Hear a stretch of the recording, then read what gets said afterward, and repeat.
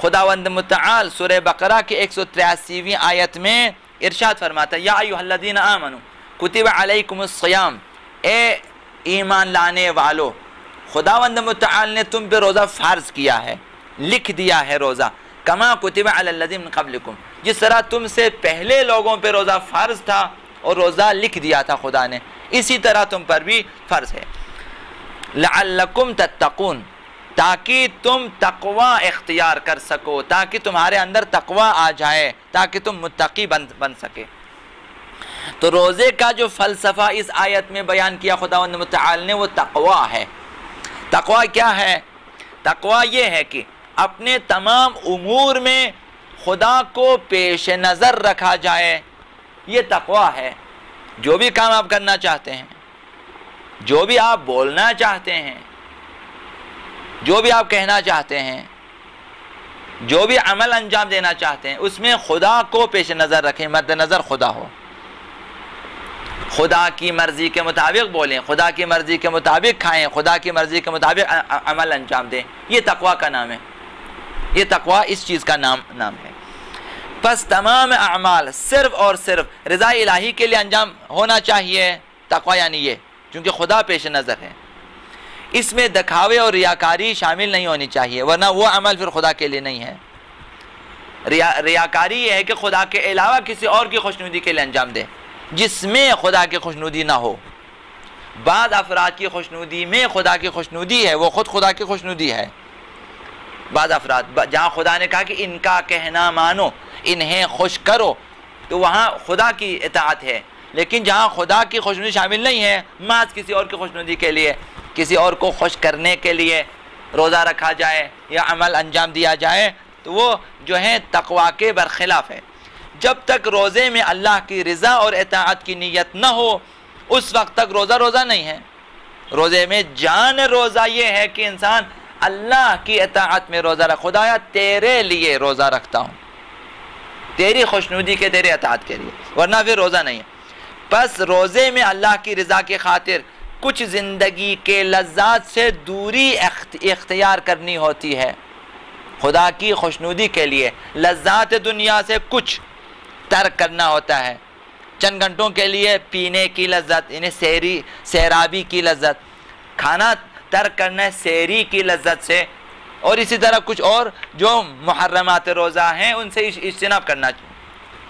پس اگر یہی جذبہ ایثار، یہی جذبہ اطاعت، یہی جذبہ فرمان برداری سال کے تمام مہینوں میں جاری رہے، جس طرح رمضان مبارک میں روزہ رکھتے ہیں خدا کی خاطر، اطاعت الہیہ کی خاطر، یہی جذبہ اگر سال بھر جاری رہے، انسان کے اندر باقی رہے، تو تقوی کی بلند ترین منزل یہی ہے کہ مسلسل تقوی ہے، صرف رمضان میں نہیں ہے، صرف محرم میں نہیں ہے، بلکہ تقوی مسلسل ہے 12 مہینوں میں، ہمیشہ خدا پیش نظر ہے، تاکہ مومنین روزے کی مشقت کا زیادہ احساس نہ کرے۔ خداوند متعال نے کہا کہ یہ روزہ صرف تم پہ فرض نہیں ہے، تم سے پہلے جو افراد تھے ان پر بھی روزہ ہم نے فرض کیا ہے، تو صرف یہ تاکہ آپ یہ نہ کہیں کہ صرف ہم صرف یہ امت جو ہے روزہ رکھے گی، نہ، تم سے پہلے بھی لوگوں پہ فرض کیا تھا، وہ بھی روزہ رکھتے تھے، تم بھی روزہ رکھو، لہٰذا تاکہ اس مشقت روزہ کو کم کرنے کے لیے خداوند متعال نے فرمایا کہ پچھلی قوموں پر بھی روزہ واجب تھا۔ صدر اسلام میں 2 چیزیں روزہ داروں کے لیے واجب تھی، آغاز اسلام میں جب روزہ واجب ہوا، 2 چیزیں جن میں اللہ نے تخفیف کر دی۔ وہ 2 چیزیں کیا تھی؟ ایک تو روزہ داروں کو صرف رات کو سونے سے پہلے تک کھانے کی اجازت تھی، جب تک نیند نہ آئے تم کھا سکتے ہو، اگر نیند آ جائے پھر تم نہیں کھا سکتے، پھر تمہارا دوبارہ روزہ شروع ہے۔ تو سونے کی پابندی تھی کہ سونے سے پہلے تک افطار کر سکتے ہو، کھا سکتے ہو، پی سکتے ہو۔ اب اگر کھانا پینا ہے تو نہ سوئیں، اگر سو گئے پھر اٹھ کے نہیں کھا سکیں گے۔ یہ ایک چیز کی پابندی خدا نے اس میں تخفیف کر دی ہمارے لیے۔ دوسرا یہ کہ ماہ رمضان میں پورے شب و روز میاں بیوی کو ازدواجی تعلقات کی اجازت نہیں تھی، نہ رات کو نہ دن کو۔ اس میں بھی خداوند متعال نے تخفیف کر دی، رات کو جو ہے مسلمانوں کو چھوٹ دی خدا نے کہ صرف دن کو روزہ رکھے، رات کو تمہاری مرضی، لہٰذا روزہ واجب ہونے کے کچھ دنوں کے بعد یہ دونوں حکم خداوند متعال نے اٹھا لیا اور صرف دن سے مخصوص کر دیے روزے کے سلسلے میں۔ مؤمنین کی سہولت کی خاطر اللہ نے مسافروں اور بیماروں کو بھی روزہ رکھنے سے معاف کر دیا کہ اگر مسافر ہیں روزہ نہ رکھیں، مخصوص شرائط کے ساتھ البتہ۔ اگر بیمار ہیں روزہ نہیں رکھ سکتے تو روزہ نہ رکھیں، بعد میں جب ٹھیک ہو جائے، جب سفر سے واپس آ جائیں، وہاں پھر اس کے بعد روزے کی قضا کر لیں۔ یہ بھی ایک سہولت خداوند متعال نے۔ روزہ تزکیہ اور تہذیب نفس میں معاون اور مددگار چیز ہے۔